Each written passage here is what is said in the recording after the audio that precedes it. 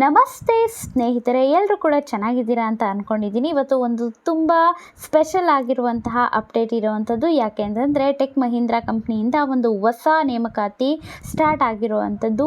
ನಿಮಗೂ ಕೂಡ ಗೊತ್ತೇ ಇರುತ್ತೆ, ಇದೊಂದು ಅಷ್ಟು ಫೇಮಸ್ ಆಗಿರುವಂತಹ ಕಂಪನಿ. ನೀವು ಇಲ್ಲಿ ಕಸ್ಟಮರ್ ಸಪೋರ್ಟ್ ಪ್ರೊಫೈಲ್ ಒಳಗಡೆ ಕೆಲಸವನ್ನು ಮಾಡಬೇಕಾಗುತ್ತೆ. ಇದೊಂದು ವರ್ಕ್ ಫ್ರಮ್ ಹೋಮ್ ಜಾಬ್ ಆಗಿರುತ್ತೆ. ಅಂದರೆ ನೀವು ಎಲ್ಲಿದ್ದರೂ ಕೂಡ ಕೆಲಸವನ್ನು ಆರಾಮಾಗಿ ಮನೆಯಿಂದನೇ ಮಾಡಬಹುದು. ಇಲ್ಲಿ ನಿಮಗೆ ಡೊಮೆಸ್ಟಿಕ್ ವಾಯ್ಸ್ ಪ್ರಾಸೆಸ್ ನೀಡಲಾಗುತ್ತೆ.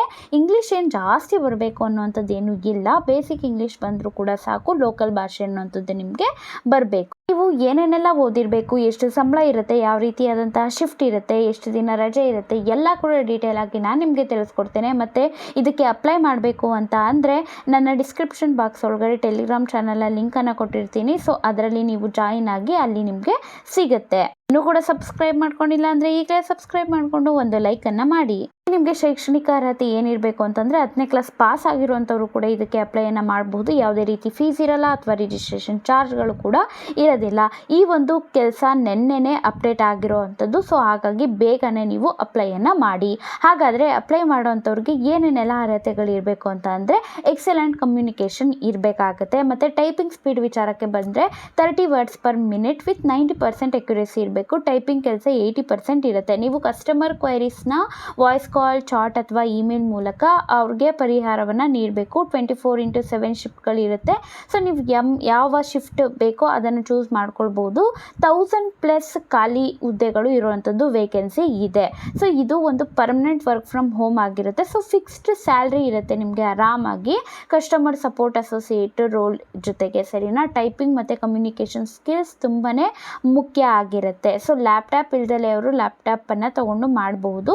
ಸೊ ನಿಮಗೆ ಮಿನಿಮಮ್ ಏನು ಅಂತಂದರೆ 10th ಪಾಸ್ ಆಗಿರಬೇಕು ಅಂತ ಹೇಳಿದ್ದೀನಿ. ಸೊ ಫ್ರೆಷರ್ಸ್ ಮತ್ತು 1 year ಎಕ್ಸ್ಪೀರಿಯನ್ಸ್ ಇದ್ದವರು ಇಬ್ಬರು ಕೂಡ ಅಪ್ಲೈಯನ್ನು ಮಾಡಬಹುದು. ಮತ್ತು ನಿಮಗೆ ಇಂಗ್ಲೀಷ್ ಮತ್ತು ನಿಮ್ಮ ಲೋಕಲ್ ಲ್ಯಾಂಗ್ವೇಜ್ ಇದರೊಳಗಡೆ ಎಕ್ಸಲೆಂಟ್ ವರ್ಬಲ್ ಕಮ್ಯುನಿಕೇಷನ್ ಇರಬೇಕು. ಲಾಸ್ಟ್ 3 months ನೀವು ಟೆಕ್ ಮಹೀಂದ್ರಾಗೆ ಇಂಟರ್ವ್ಯೂವನ್ನು ಕೊಟ್ಟಿರಬಾರ್ದು.